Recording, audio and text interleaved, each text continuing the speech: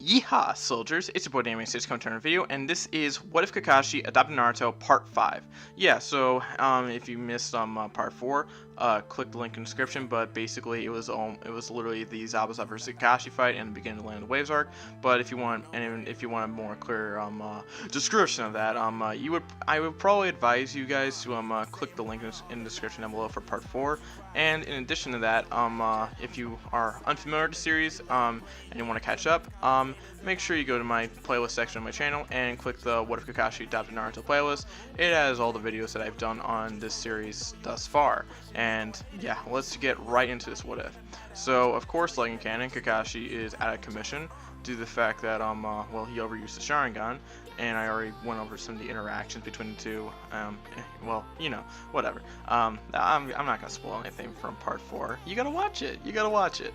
And as Kakashi wakes up and he brings his semen, well, let's talk about how the reveal that Zabuza is alive happens. Naruto is probably also aware that there's something with the Hunter Ninja, or Tracker Ninja, sorry.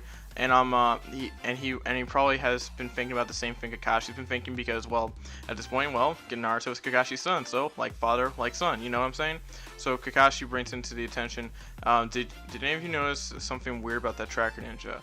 And then Naruto says, well, if you've been thinking what I think you've been thinking about, Dad, I agree with you. I've been thinking about the same thing. And then Kakashi says, that's my boy. And then Kakashi says, what do you think I was going to say? And then of course Naruto says that Zabuza was still alive and that Tracker Ninja was a fake. And then Sakura was like, but you said that he was already dead yourself. And then Kakashi goes into the explanation. And of course, and so I guess a big change that goes in the scene is that, well, Kakashi has been Naruto is probably very aware about what's going on, and this scene is more so a bit of a demonstration on how one smart Naruto is, and two, how much like Kakashi is, yeah, that's pretty cool. So let's talk about what they'll be working on for the couple days, since there's no longer tree walking. As I mentioned in the train arc, they're going to be working on water walking. Kakashi brings them out to the field. They would have some good control. He would show them water walking, even while he's on crutches. I mean, if he could do tree walking while on crutches, I think he might be able to do water walking as well. You know what I'm saying? And so Naruto's like, huh, this could be an interesting challenge, because they're all very well experienced in tree walking. Naruto is the most experienced, because he had to get that down pat in order to help control his chakra. But now Naruto is doing something that's more fresh. He has to do water walking, which I guess might be a bit better than well, actually it's a lot better than tree walking, especially when you realize they're gonna be walking on. They probably would have to be walking on water when they fight Zabuza and Haku. But so how would this go? So I think Sakura, after a bit of difficulty, would get it pretty handily. I think Naruto would have a longer struggle, but since he's a lot more experienced with tree walking, he'll eventually get it. And Sasuke, he'll have a bit of a struggle, like in canon, maybe a higher struggle, because water walking is a bit more difficult than tree walking, but he'll get it too. So that's pretty cool. And so they can literally leave themselves a bit of time for more training, such as sparring and taijutsu increasing, which I'm sorry, they can do some sparring, which will increase their taijutsu. I'm sorry about that. And they'll train pretty hard. So the bigger thing I want to go over into this little arc is the interaction with Inari. So when Naruto learns a little bit about Inari's past, Naruto of course feels sorry for him. The thing about this one is that Naruto would actually understand what Inari's going through in a little bit, because he would probably feel as sad as he is if he lost his dad. And of course, his other parent, his Anko. But he also knows that he also is adopted, and knows his past very early on, and Kushina being his mother, biological mother, and Minato being his father, it's in biological father. So I think Naruto would have a bit of a heart-to-heart with Inari. I don't think Inari would fully convert to Naruto's speech, but of course he's going to hear him out, because he might have a bit of a slight change and maybe we won't have the rant that he had back in canon, because he's at least a little bit more aware of Naruto's past. That they've all had some of their own struggles. but or maybe not. But at the same time, and maybe Naruto would also lay, but actually no, because I think in this one Naruto would probably lay down a little bit about the struggles of his dad as well, and Inari would be a little bit would actually understand that everyone has their own struggles. Because even though Naruto hasn't really struggled, he doesn't know his own. He doesn't have he knows who his parents are, but he hasn't met them because they're dead in 6 feet underground. And but he also knows a lot about Kakashi's struggles as a kid, and he also understands that he's had a hard life, so he probably have a bit of a heart to heart about Kakashi's struggles as well with Inari. And I think this would be that point where Inari understands, okay, so everybody has their own struggles, not just me, and he gets that out of that brat attitude very earlier on. So we don't have that the little bit of a the tantrum we had in the original anime, if you know what I'm saying. So how would the Haku interactions go? Well, let's just talk about that real quick. So Naruto would of course probably like in canon, because he probably wants to be ready for the battle, like train himself to exhaustion. Meets Haku. He probably would at least get a bit of a vibe that he's met him somewhere before, because it's a him, not a her, unfortunately. Even though it's very feminine. Oh my god, like the shock of the entire anime, Haku's a boy. Off of that topic, well, so Naruto will still probably have a similar talk. He probably would have a precious people that he does protect. His father, he'd probably say his teammates, and of course, he blushes when he thinks of her. And if you know who her is, if you don't, it's Hinata. I mean, obviously.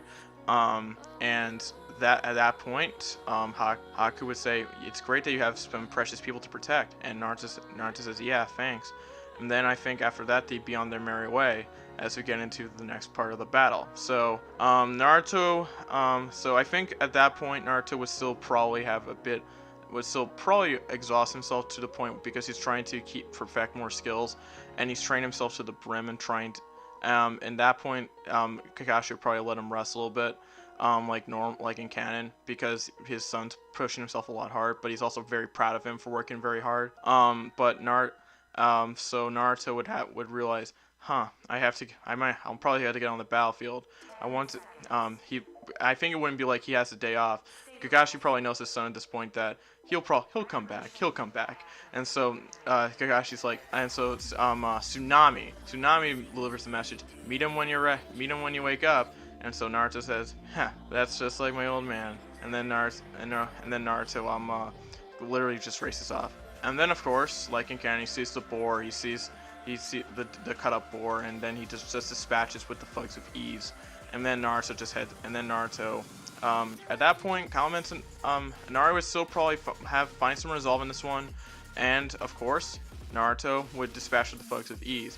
But in this one, I don't think he'd be too willing to let them live.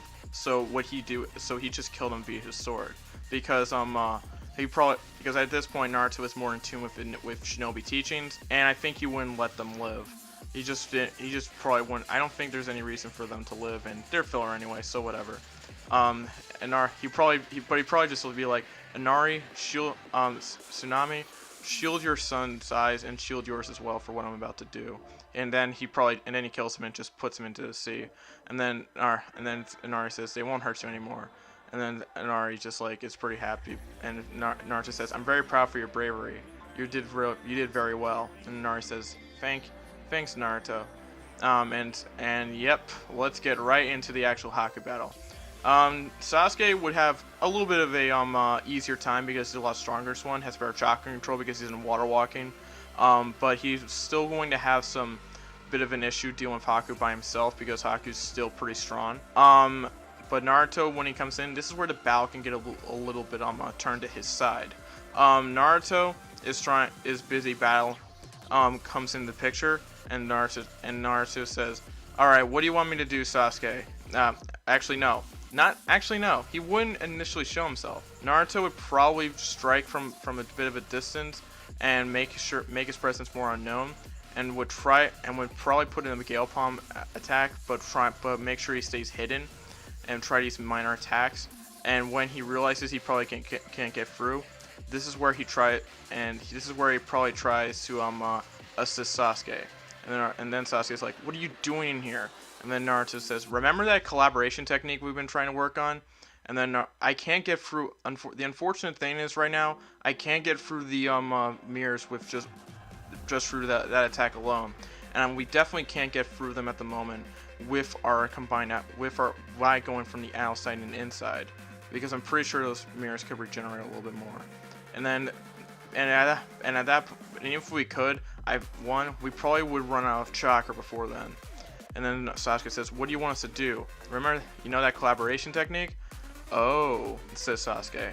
And then they unleash their collaboration technique, Gale Phoenix Whirlwind Jutsu. And then, which I think was given to me by Steven, so thank you very much.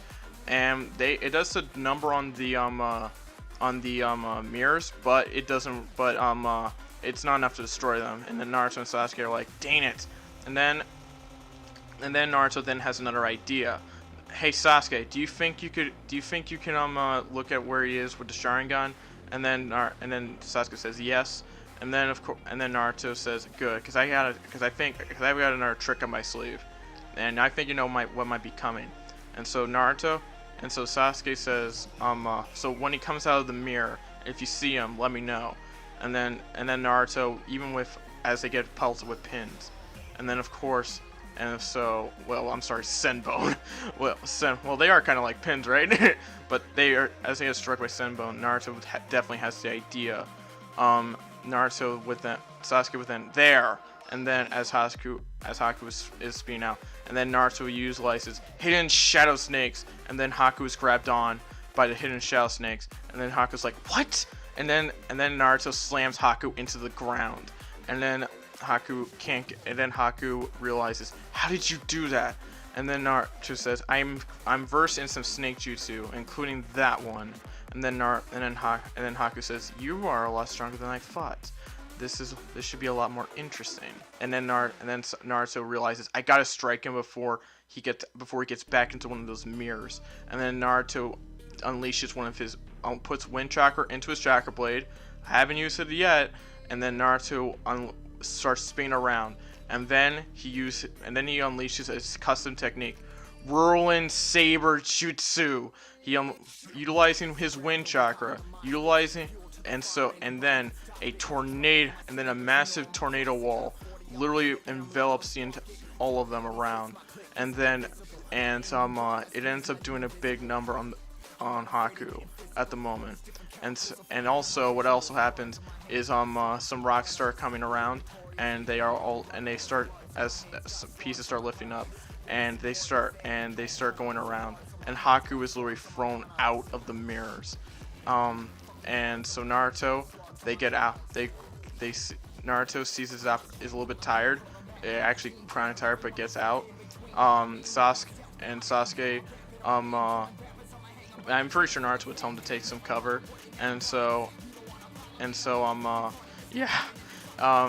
hold on to something, because the technique was probably going to be very powerful, and it pretty much was. So Naruto would allow them to get out of the mirrors. After about that point, and Haku's a little bit cut up a little bit.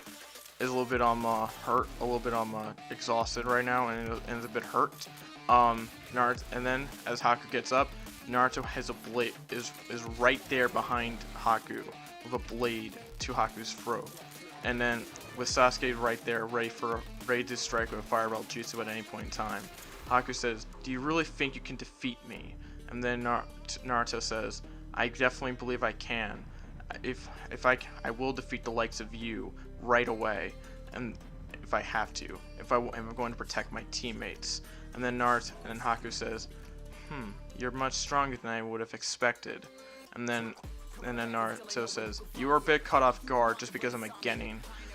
I may be a genin, but I've definitely been well versed in some of my techniques, especially from my father Kakashi Hatake of the Sharingan and Uncle Mitarashi."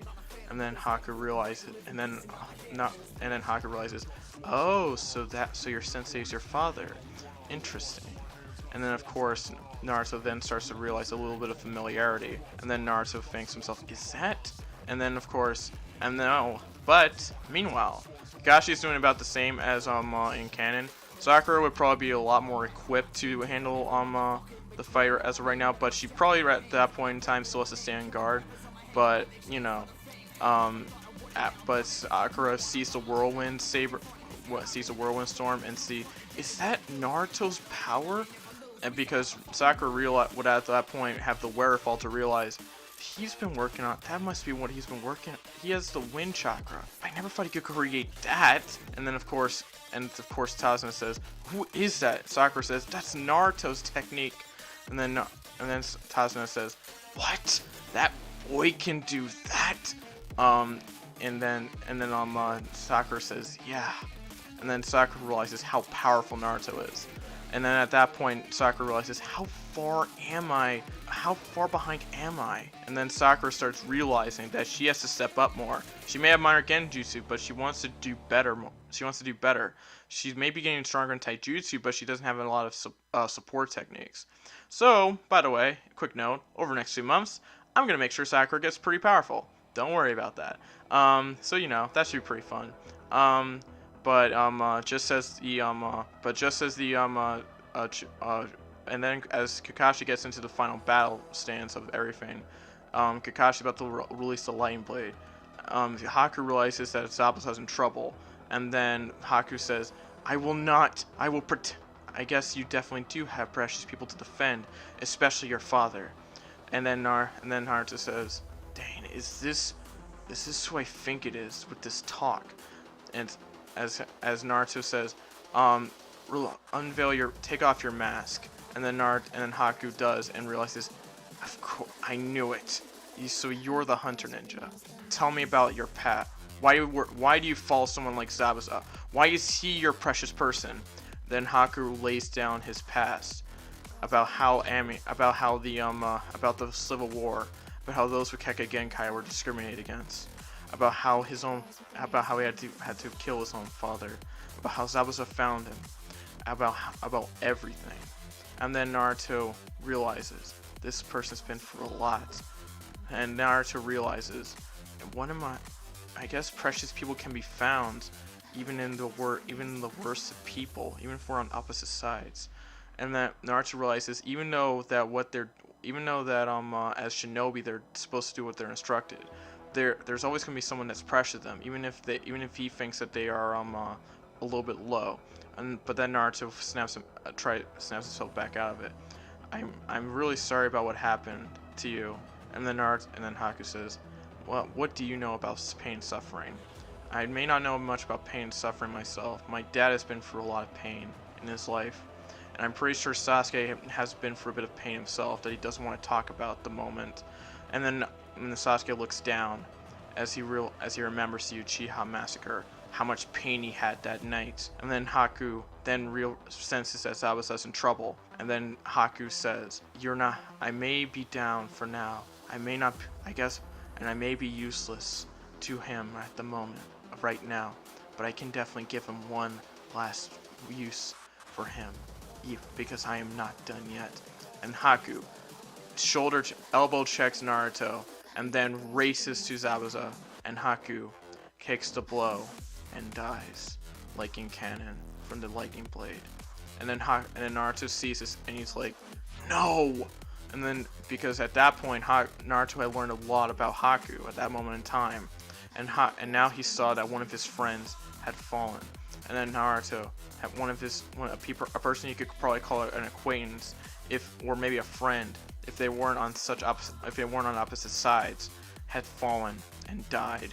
And now Naruto realized, but Naruto then sees that his dad killed him. But he sees his dad has killed him, but he's not gonna care about that. He just cares about that Haku's dead at that moment in time. And of course, Kakashi definitely has the guilt about that, as a little bit of guilt as well. And then Zabuza makes a similar speech, and then Naruto, probably one of the rare moments, says, how could you treat him like that? He gave up his life for you. You were someone that he wanted to protect. Did he mean nothing to you? And then Zabuza makes a similar speech about shinobi and tools and whatever. And then Kakashi no, and then Kakashi tells Naruto, "You understand the Shinobi code as much as I do." And then Naruto says, "I know, but that doesn't mean it hurts." And then Kakashi says, "I know, son, I know." And Zabuza says, "Oh, so that's your son. You have some similarities, definitely, I guess. But then again, that blonde hair definitely makes him stand out a bit."